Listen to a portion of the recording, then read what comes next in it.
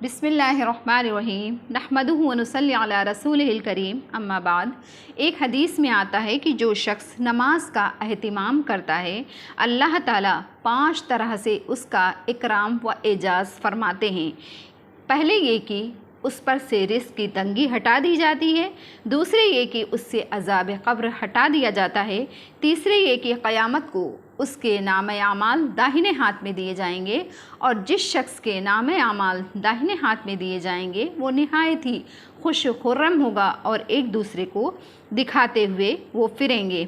चौथे ये कि पुलसरात पर बिजली की तरह गुज़र जाएंगे। पाँचवें ये कि हिसाब से महफूज रहेंगे।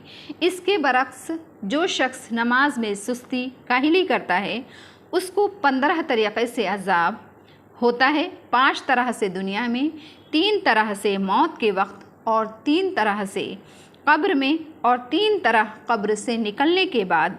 दुनिया के 5 तो ये हैं कि उसकी ज़िंदगी में बरकत नहीं रहती, दूसरी ये कि सुलह का नूर उसके चेहरे से हटा दिया जाता है, तीसरी ये कि उसके नेक कामों का अज्र हटा दिया जाता है, चौथे ये कि उसकी दुआएं कबूल नहीं होती, पाँचवें ये कि नेक बंदों की दुआओं में उसका इस्तेहकाक नहीं होता, हिस्सा नहीं होता।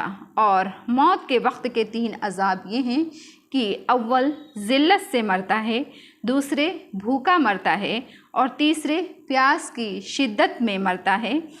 प्यास की शिद्दत में मौत आती है, अगर समंदर भी पी ले तो प्यास नहीं बुझती। कब्र के 3 अज़ाब ये हैं, अव्वल उस पर कब्र इतनी तंग कर दी जाती है कि पसलियाँ एक दूसरे में घुस जाती हैं, दूसरे कब्र में आग जला दी जाती है, तीसरे कब्र में एक सांप उस पर ऐसी शक्ल का मुसल्लत होता है जिसकी आँखें आग की होती हैं और नाखून लोहे के, इतने लंबे कि एक दिन पूरा चलकर उनके ख़त्म तक पहुँचा जाए। उसकी आवाज़ बिजली की कड़क की तरह होती है। वो ये कहता है कि मुझे मेरे रब ने तुझ पर मुसल्लत किया है कि तुझे सुबह की नमाज ज़ाया करने की वजह से, सुबह की नमाज न पढ़ने की वजह से सूरज के निकलने के वक्त तक मारता जाऊं और ज़ुहर की नमाज न पढ़ने की वजह से असर तक मारता जाऊं और असर की नमाज न पढ़ने की वजह से मगरिब तक, इसी तरह से मगरिब की नमाज न पढ़ने की वजह से इशा तक और इशा की नमाज न पढ़ने की वजह से सुबह तक मारता जाऊं। इसी